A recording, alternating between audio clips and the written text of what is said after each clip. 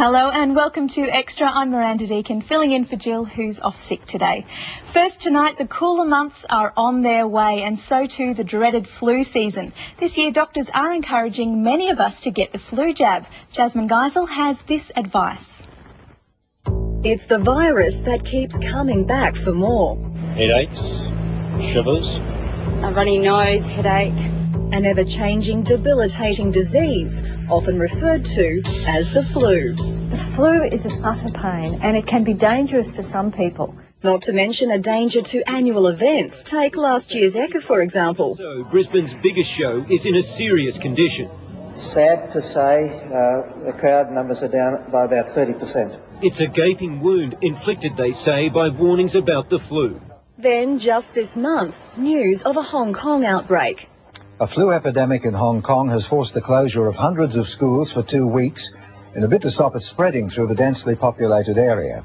It's being blamed for the deaths of at least 2 children. And according to medical experts, Brisbane start preparing because with Prime Month May just around the corner, the lurgy is lurking.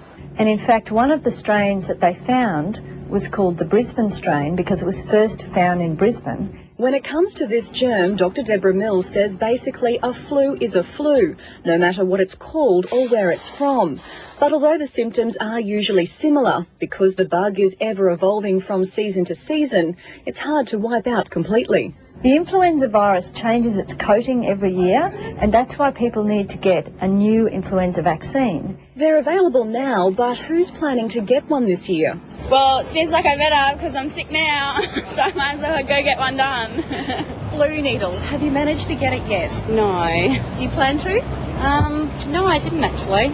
A needle, Jen Barrow admits, hasn't been a top priority for her either. I don't like needles. But a change in health has meant it could now be on the cards. I have high blood pressure, which is a family thing. I have high cholesterol, which is again a family thing. Diabetes, I've just recently been diagnosed as having diabetes type 2.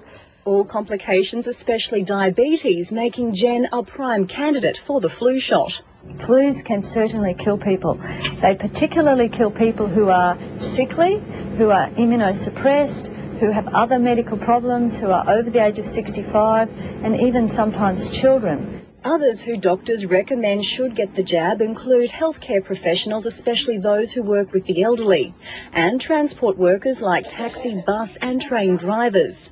Then, of course, our mums. Your children have no sympathy for you if you are feeling like death warmed up. You still have to do all those jobs. While experts suggest now is a good time to start getting the jab, if you're allergic to eggs, then have a chat with your doctor first. As the vaccine is grown on chicken eggs, and so if you react to eggs, you could react to the vaccine. But just because you get the jab, it doesn't mean you'll be completely flu-free. For example, last year I got the needle but still came down with 2 bad flus. However, according to the doctors, the needle still worked. Dr. Mills says while those vaccinated will be 80% covered against getting the flus in the shot, with new viruses always about, 20% of us will still manage to contract a different strain, and that's what happened to me. As for Jen, however, considering her condition, it seems it's still the best option. And if you go to the doctor and he says, yep, jab time, I would say, here's my arm. The influenza vaccine is cheap.